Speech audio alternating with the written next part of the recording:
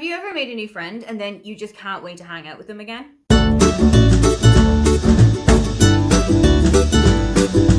Hi, welcome, come on in. My name is Aoife and today I am taking you through some of the authors that I met for the first time in 2024 that I cannot wait to read something from again. In 2024, I read 32 books that were by new authors to me, whether that was their debut or it was just an author who's had a big backlog that I haven't gotten anything yet. I always love reading from new authors in a new year because it gives me a chance to explore new situations, new ideas, new writing styles, new stories that I'd never experienced before. So when I find something that works, I always want to go and find out a little bit more about them. First up was Tia Williams. Now, I have got a Tia Williams book on my TBR and I've had it on there with ages and ages, but that wasn't the one that I actually discovered in 2024. I got a copy of A Love Song from Ricky Wilde from NetGalley and I started reading it in February and had such a great time with it. I really loved the immersive writing. I really loved how well Tia Williams kind of put together these two timelines that were so different and so distinct, particularly in the way that they pretty much behave themselves. There's such a huge difference between the 1920s and the 2020s that it was so vivid and it was so vibrant just how these differences were explained in the book. I really loved her writing style, but I also really loved the characterization. I utterly fell in love with Ricky Wilde. I thought that she was such a vibrant main character and I had such a great time following her that I already know I'm going to have a great time when I go back to The Perfect Find and when I go back to 7 Days in June, which I keep saying I have to read in June because it just makes the most sense. If the word June is in the title, it has to be read in that month. But I don't necessarily know if that's the right way to think about it anymore. I keep putting myself in this little 30-day box that I have to read it in. And if I don't do it then I can't read it at any of the other days in the year. But I don't think that that's the best way to think about it anymore. An Irish author whose book I absolutely loved in 2024 was Richie Craven. Now, I knew going into this book that it would be phenomenally funny, but I don't think I was ready for just how hard-hitting it would be too. Richie Craven is the author behind some of Ireland's biggest Twitter threads. Back in the day when everybody was still on Twitter, Richie had a really big thread. I think it was in Christmas 2020 when everybody experienced a different Christmas than we'd ever had. Some people weren't able to see the family that they usually had. Some people were spending it literally by themselves because of the lockdown restrictions in Ireland. And Richie put together a thread telling the story of when he was about 16 or 17 working in Marks and Spencer's in Ireland and how he basically saved Christmas dinner for his family. All of that kind of spiraled into Richie writing his first ever novel, Spirit Level. This is about Danny, who is about 24 years old, and he and his best friend Nudge are in a car accident one evening where Nudge passes away but Danny survives. Danny is then able to see Nudge's ghost, all the places that he goes. It turns out he has to be a little bit tipsy to do that, but he needs to help Nudge kind of basically get to the other side. Now, magical realism isn't always my cup of tea. Sometimes I really vibe with it, such as in Spirit Level, such as in A Love Song for Ricky Wilde, such as the Before the Coffee Gets Cold series. And then sometimes it's just a little bit too far-fetched and it's a little bit too out of the ordinary. But this one really worked. It just blended everything together so well that it just made sense in your head.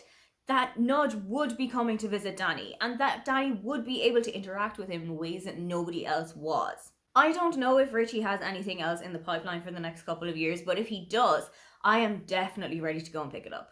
There were a couple of romance books that I really loved in 2024, but a really standout one to me was Role Playing by Kathy Yardley. This was my first of Kathy's books, and when I put it down, like the second I had turned the last page, I went to the Kindle store and I bought Do Me a Favor. I was so blown away by it. Something that I particularly loved about this book is the depiction of slightly older characters than I'm used to reading, but I really loved that it shows that love doesn't really have an expiration date and falling in love doesn't have a cut-off age, that you've reached it and now you're about to die alone. I just really loved watching these characters in their 40s and in their 50s having the same kind of butterflies in your stomach feeling when you see your partner for the first time that somebody in their teens or their 20s or their 30s does, because it just validated them so much.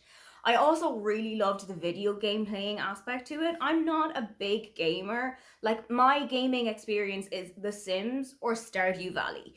But it was so nice to watch a bunch of people kind of go into this orc-filled universe and slay bad people and then have like a chat on Discord while they're playing with each other. I just loved that kind of cozy atmosphere. I also really loved Carly Fortune's books this year. I've read 2 of them so far. Strangely, I have read the first book that she did and the last book that she did, but I haven't read Meet Me in the Lake yet. But something that I really love about them is that they're set in Canada and they're by a Canadian author. I am always trying to expand the authors that I'm reading and the countries that I'm visiting through books. And I feel like I'm in this kind of little triangle where it's either Ireland, the US, or the UK. And I really need to start stretching that out a little bit. So when I found a couple of Canadian authors this year, when I found a couple of Australian authors, I just kind of clung to that. And I wanted to experience a lot more cultures. I wanted to experience a lot more backgrounds that are different to the ones that I have. And I am so glad that I've started to already tentatively start doing that. 2025 is just going to be another great year to do so. But I also really loved Carly Fortune's writing style. I had read a quite similar book to Every Summer After at the start of 2024, and I thought that because the story was going to be quite similar, I wouldn't have as great of a time with it. But it was told in such a great way. It was really fresh, it was really entertaining, it was really engaging. Now, I will say that it does have one of my least favourite tropes in there, and I have heard that another book of hers does have that same trope. So it is something that I'm going to have to watch out for. But the writing style is hopefully going to be enough to just drag me in anyway. A genre that I read quite a lot of, but I don't think people associate me with, is thrillers. And when I find a new thriller author who is really working for me, I try and go and read a couple more of their books, particularly if they happen to be from Ireland. And Michelle McDonough really worked into that exactly. I really loved reading Somebody Knows this year, particularly because it was a subject that I know quite a lot about. It was about the mother and baby homes that were rife in Ireland up until about 1996. I don't think even a lot of people in Ireland will know that the last Magdalen Laundry shut down within the last 30 years. And reading about the impact that these homes had on people's lives and the changes that it would make to families, it was so intriguing to read it. It also had a really gripping storyline and really big family drama, which is something that I absolutely adore reading. I am the messiest person I know, and I don't want to be involved in the drama. I just need to know 7,000% of what's happening. So when every page of this book got me further and further into family lore, and then further and further into the mess that was happening at the moment, I was gripped. Sometimes when I'm doing laundry, I'll bring my Kindle or I'll bring my book down with me to the laundry room because there might be about 20 minutes left or there might be like 15 minutes left. And if it's less than 20 minutes, I'll just stay there and I'll read my book until the cycle is finished. I stayed for an entire 35 minutes in the laundry room waiting for the cycle to finish just so that I could get more into this book read. I don't read a lot of fantasy, so I've been kind of dipping my toes into the cozy fantasy realm. I'm getting on pretty well there. So when I find an author whose work really works for me in that kind of specific subgenre, I'll try and go back to them again and again. When I read The Very Secret Society of Irregular Witches by Sangha Mandana, I knew that this was what I want to go back to. I knew that this was an author with whom I was in good hands and that I would definitely be seeking out anything that she has been writing. I also loved the Indian and Pakistani references that are in this book because Mika, the main character, is of an Indian or Pakistani heritage, and there are a couple of other characters who are from that area of the world as well. This is going to become my Halloween staple, much the same as A Christmas Carol is for me at Christmas time. I have a feeling that every October I'm going to be going to pick up The Very Secret Society of Irregular Witches. And when I heard that A Witch's Guide to Magical Innkeeping is coming out in 2025, it has been pushed back a little bit from March to I think about June or July. It just means that I have a little bit longer to wait, and hopefully that wait is going to be so worth it. Because of the nature of the Amazing Readathon, most of the books that I read in June all just blurred into one another like one big ball of pages. But when something stands out and when I'm able to remember it from all of that blur, you know I'm onto a good one. I had heard whispers about I Hope This Finds You Well by Natalie Sue. I had a NetGalley copy of it and I had heard people talking about how good it was. I don't think I was ready for how engrossed in that book I would be. I would inhale it at any chance that I got. I was reading it all of the way through lunch. I was reading it for hours and hours and hours on end after work finished. And that doesn't happen to me very often. So I had such a great time with this one, and I cannot wait for Natalie Sue to bring something new out.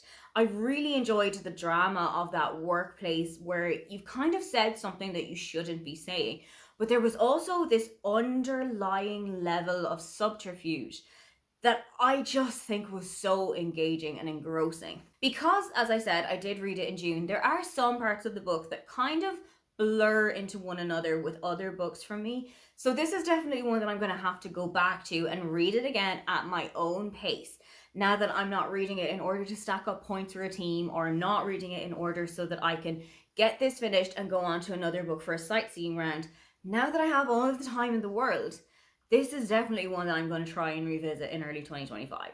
Kayla from Books and Lala and I don't particularly have very similar reading tastes. She reads a lot of horror, she reads a lot of thrillers, she reads a lot of sci-fi, whereas I am much more in the here and now. I read a lot of contemporaries, I read a lot of romances.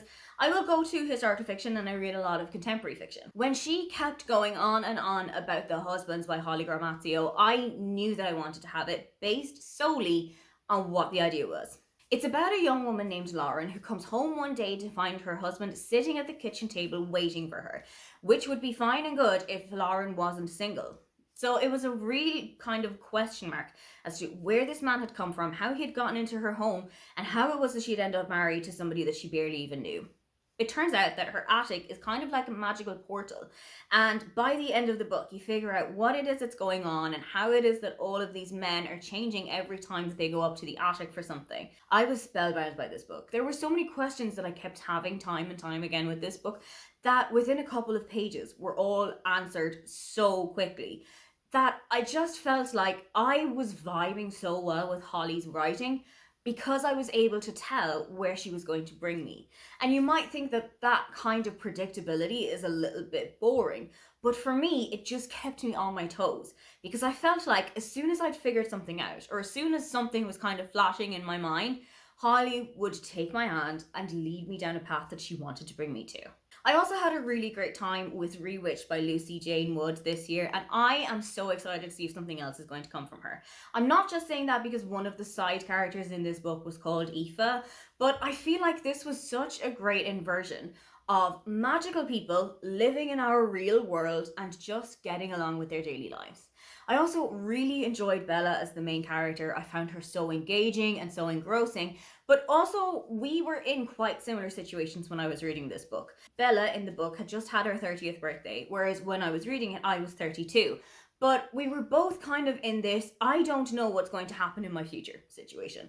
We're both kind of figuring out what was going to come from life and what were the next steps.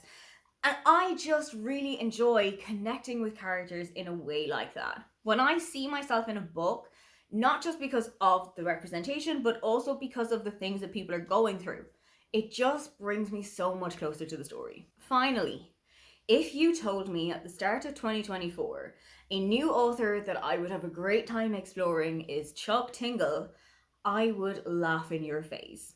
But I read Bury Your Gaze in October because it felt like the right time to dip my toes into horror, and I had heard some good things about Chuck Tingle's horror stories. I don't think it's correct to credit him as a completely new author because I have read some of his erotica stories, the more insane of them, of course.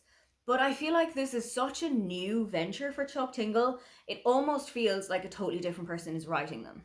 Now, I hadn't read Camp Damascus, but I knew that there were going to be a couple of references to it. I knew that there was going to be a couple of things that come up in there. When I say I haven't read a lot of horror, I've read like the Goosebumps books, so I knew what kind of things I should expect. But he took so many kind of horror tropes that I would have heard about and made them really accessible to me as a first-time horror reader. I have no idea if Camp Damascus is going to work for me. I might give it a try in October again this year and see just how it is that Chuck Tingle and I vibe together, but this is one person that I never expected to get along so well with. Those are all of the authors that I met for the first time in 2024 and that we are hopefully going to have a lifelong friendship together. Are there any authors that you met for the first time in 2024, or is there somebody you would like to meet in 2025? If you'd love to leave me a comment but you can't think of anything you'd like to say, then just leave me the handshake emoji. Don't forget to like and subscribe because I have new videos up every week. Now, get on out of here.